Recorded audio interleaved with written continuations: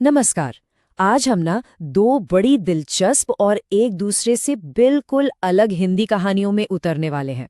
हम देखेंगे कि विश्वास और धोखे की इन दास्तानों से कौन सी गहरी और सच्ची बातें सामने आती हैं। तो सोचने वाली बात यह है कि एक कहानी जो सदियों पुरानी है और दूसरी जो आज के ज़माने की है, ये दोनों मिलकर हमें भरोसे और फ़रेब के बारे में ऐसा क्या सिखा सकती हैं, जिसका सामना हम सब अपनी ज़िंदगी में कभी ना कभी करते ही हैं। तो चलिए इन दोनों कहानियों की दुनिया में चलते हैं।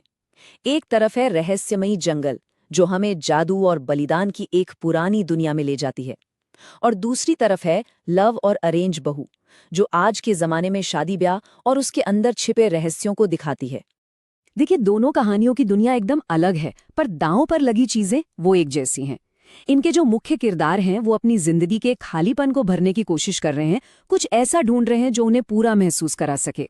राजू एक अनाथ लड़का है जो बस ये जानना चाहता है कि उसके पिता के साथ सच में क्या हुआ था, और राधा एक नई नवेली दुल्हन जो अपने रिश्ते में बस थोड़ा सा प्यार और अपनापन चाहती है।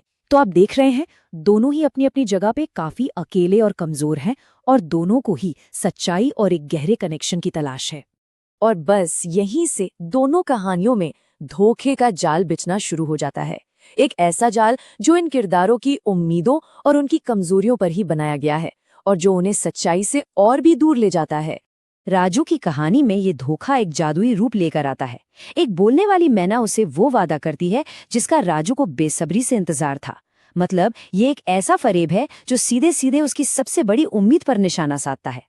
और दूसरी तरफ विशाल का धोखा, वो कोई जादुई नहीं बल्कि बहुत ही असली है, बहुत ही कड़वा सच है। उसकी प्रेमिका नीलम के साथ उसका अफेयर। ये एक ऐसा धोखा है जो राधा की दुनिया को धीरे धीरे अंदर ही अंदर खोखला कर रहा है। और पता है सबसे मजेदार बात क्या है, कि धोखा चाहे जादुई हो या आज के जमाने का, काम वो एक ही तरह से करता है। वो हमारे किरदारों को उनके अपनों से, उनके समाज से और आखिरकार सच्चाई से एकदम अकेला कर देता है। फिर हर कहानी उस मोड़ पर आती है जहां ये झूठ का पूरा महल, ये भ्रम ढह जाता है। ये वो पल है जब तनाव अपने चरम पर होता है और सच्चाई एक जोरदार झटके के साथ सबके सामने आ जाती है। तो सवाल यही है, जब ये सच्चाई सामने आती है तो होता क्या है? ये वो पल है जो किरदारों की दुनिया को हमेशा हमेशा के लिए बदल कर रख देता है। और ये वो पल है जब दोनों को सच्चाई का पता चलता है। लेकिन ये सच्चाई बहुत दर्दनाक है। राजू को पता चलता है कि जिस उम्मीद के सहारे वो जी रहा था वो तो एक जाल था, और विशाल को ये एहसास होता है कि जिसे वो प्यार समझ रहा था वो तो बस एक सौदा था। तो अब खेल खत्म, सारे भ्रम टूट चुके हैं, धोखा सामने आ चुका है, और अब यहाँ से कहानी अपने अंजाम की तरफ बढ़ती है, जहाँ से वापसी का कोई रास्ता नहीं है। अब सबसे जरूरी बात, इन कहानियों का अंत कैसे होता है, क्योंकि सच सामने आने के बाद दोनों के रास्ते बिल्कुल अलग अलग हो जाते हैं और हमें दो अलग अलग नतीजों पर ले जाते हैं। पहली कहानी में देखिए, एक पारंपरिक अंत है। मतलब हीरो की एक गलती की सजा पूरे गांव को मिलती है, और सब कुछ ठीक करने के लिए उसे सबसे बड़ी कीमत चुकानी पड़ती है, अपनी जान देकर। ये बलिदान का रास्ता है।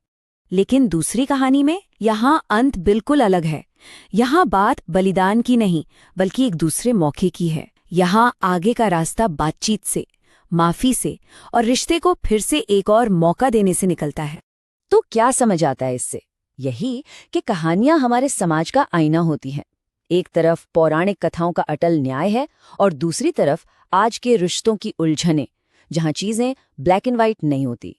और आखिर में ये सब हमें एक बहुत बड़े सवाल पर लाकर खड़ा कर देता है। जब कोई भरोसा तोड़ता है तो क्या होना चाहिए? क्या कुछ गलतियों की सजा सिर्फ बलिदान ही हो सकती है, या माफ कर देना, एक और मौका देना हमेशा एक रास्ता होना चाहिए? सोचने वाली बात है ना?